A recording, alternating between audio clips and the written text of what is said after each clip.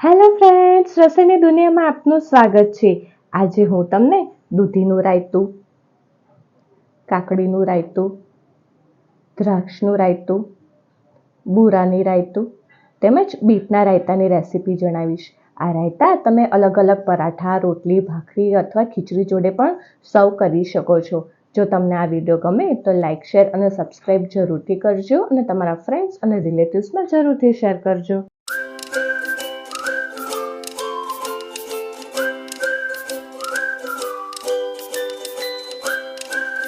Friends, દૂધીનું રાયતું બનાવવા માટે થઈને આપણે દૂધી લઈશું। હું અડધી જ દૂધી યુઝ કરું છું, બાકીની રહેવા દઉં છું। હવે આ દૂધીને આપણે ધોઈને છાલ કાઢીશું, ત્યારબાદ એને છીણીશું। દૂધીની છાલ કાઢી દીધી છે, હવે છીણી લઈશું। દૂધીને છીણીશું। દૂધી છીણાઈ જાય ત્યારબાદ એક તપેલીમાં આપણે પાણી ગરમ કરવા મૂકીશું। પાણી ઉકળી જાય ત્યારબાદ આપણે આ છીણેલી દૂધીને આમાં એડ કરી દઈશું। આપણે તેને અધકચરી બાફવાની રહેશે। થોડુંક મીઠું નાખી દઈશું, તેને હલાઈશું। 2-3 મિનિટ આપણે દૂધીને ચડવા દઈશું। આ દૂધી મસ્ત ચડી ગઈ છે। મીઠું નાખવાથી દૂધી ફટાફટ ચડી જશે। હવે ગેસ બંધ કરી દઈશું।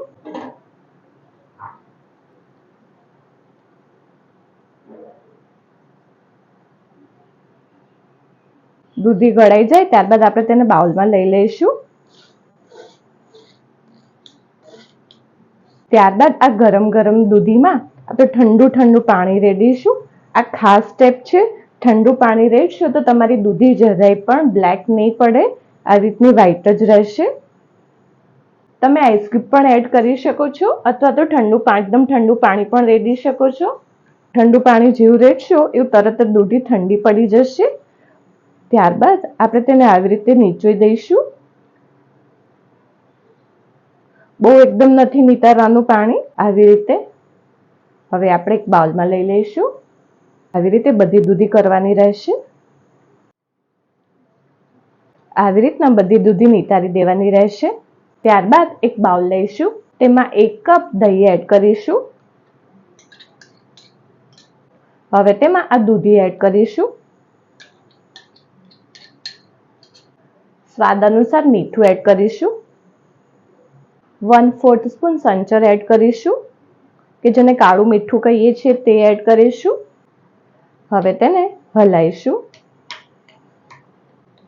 ઉનાળાની ગરમીમાં આ ઠંડુ રાયતું ખાવાની મજા જ કંઈક અલગ છે। દૂધીની પ્રકૃતિ એકદમ ઠંડી હોય છે, તેથી આવી ગરમીની સિઝનમાં તમે આ દૂધીનું રાયતું ખાશો તો લૂથી બી બચી શકશો અને તમને ઠંડક બી રહેશે। હવે આપણે આને સર્વિંગ બાઉલમાં સર્વ કરી દઈશું।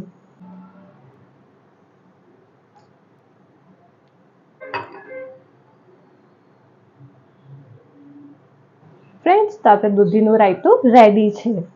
ફ્રેન્ડ્સ, કાકડીનું રાયતું બનાવવા માટે થઈને આપણે કાકડી લઈશું, તેના આગળ પાછળથી બીટા કાઢી દીધા છે। ત્યારબાદ આપણે હવે તેને છીણીશું। આપણી કાકડી છીણાઈ ગઈ છે। હવે એક બાઉલ લઈશું, તેમાં 1 કપ દહીં એડ કરીશું। હવે તેમાં છીણેલી કાકડી એડ કરીશું। કાકડીમાંનું પાણી નથી કાઢવાનું, રહેવા જ દેવાનું છે। કાકડીનું પાણી તે ડિહાઇડ્રેશન માટે થઈને ખૂબ જ ઉપયોગી છે। છીણેલી કાકડીને એડ કરીશું। ઉનાળામાં જો તમને ડિહાઇડ્રેશન થતું હોય તો કાકડી ખૂબ જ ફાયદાકારક છે। સ્વાદ અનુસાર મીઠું એડ કરીશું। 1/4 સ્પૂન સંચર એડ કરીશું। તમે આમાં લીલું મરચું અથવા તો લાલ મરચું પણ અડધી ચમચી એડ કરી શકો છો। અડધી ચમચી શેકેલા જીરાનો પાવડર એડ કરીશું। આ બધાને મિક્સ કરીશું। હવે આપણે આને સર્વિંગ બાઉલમાં સર્વ કરી દઈશું।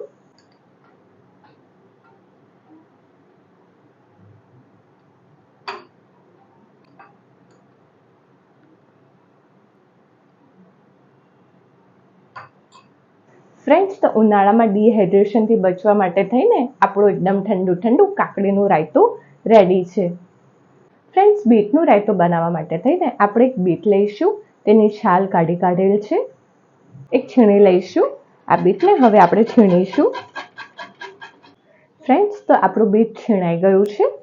હવે એક બાઉલ લઈશું. તેમાં 1 કપ દહીં એડ કરીશું. હવે તેમાં આ છીણેલું બીટ એડ કરીશું.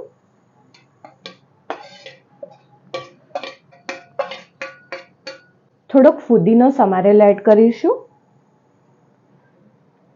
બીટના રાયતામાં જોડે મિન્ટનો ટેસ્ટ આવશે તો આ રાયતાનો ટેસ્ટ જ કંઈક અલગ હશે. તે ખૂબ મજા આવશે.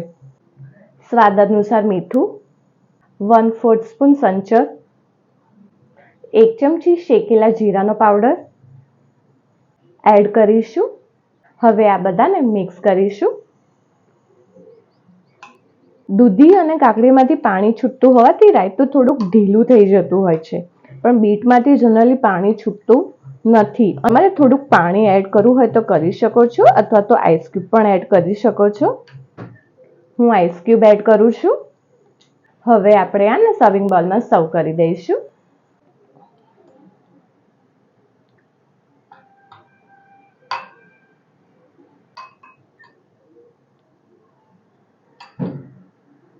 ફ્રેન્ડ્સ, આપણું એકદમ ઠંડુ ઠંડુ બીટનું રાયતું રેડી છે.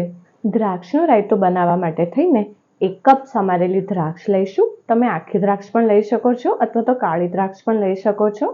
હવે એક બાઉલ લઈશું. તેમાં 1 કપ દહીં એડ કરીશું.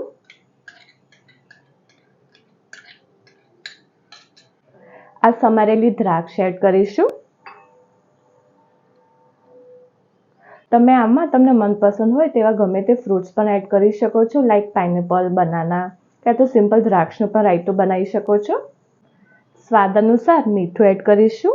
1 ચમચી શેકેલા જીરાનો પાવડર એડ કરીશું. અડધી ચમચી ધાણા જીરું એડ કરીશું. આ ઓપ્શનલ છે. હવે આ બધાને આપણે મિક્સ કરીશું. એકદમ મિક્સ થઈ જાય ત્યારબાદ હવે આપણે તેને સર્વિંગ બાઉલમાં સર્વ કરી દઈશું. ફ્રેન્ડ્સ, તો છે ને એકદમ ઇઝી રાયતા બનાવવા. હવે આપણે આને સર્વિંગ બાઉલમાં સર્વ કરી દઈશું.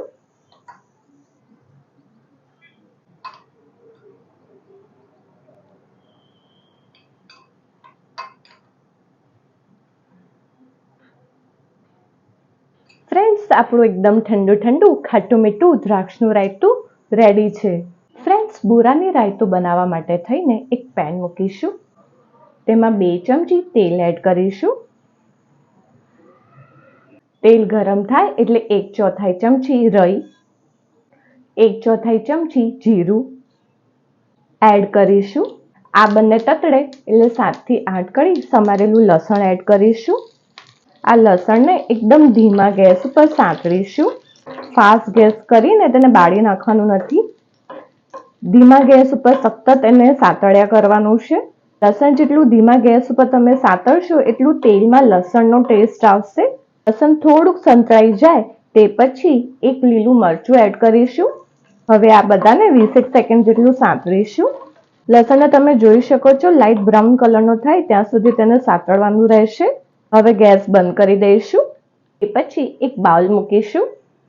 આ બધાને આપણે બાઉલમાં એડ કરીશું. રાયતું બનાવવા માટે થઈને આપણે બધામાં જનરલી પહેલા દહીં એડ કરતા હોઈએ છીએ, પણ આમાં પહેલા આપણે આ વઘાર એડ કરીશું.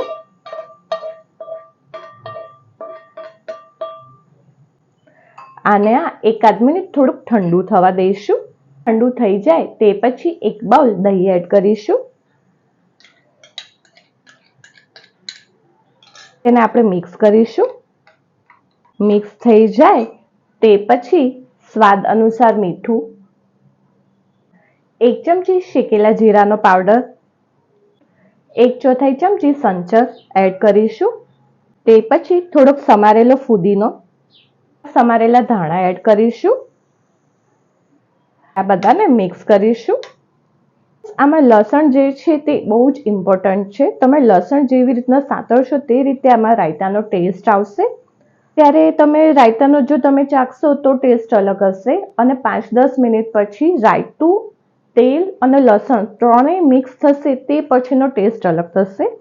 લસણને લીધે થોડોક આનો ટેસ્ટ ચેન્જ થશે, પણ આ રાયતું ખાવાની મજા ખૂબ જ અલગ છે.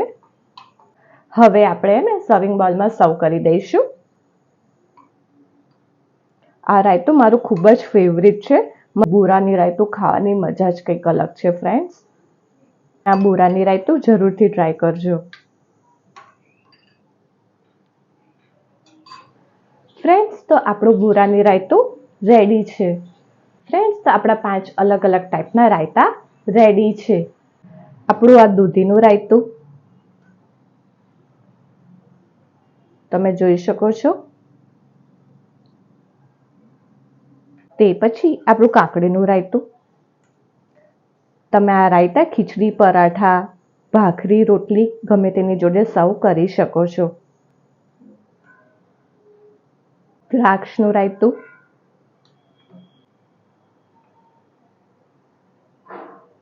બીટનું રાયતું. તમે આ બધા રાયતા છોકરાઓને ટિફિન બોક્સમાં પણ ભરી શકો છો. છેલ્લે બોરાની રાયતું. જો તમને આ વિડીયો ગમે તો મારા વિડીયોના કમેન્ટ સેક્શનમાં જરૂરથી કમેન્ટ કરજો.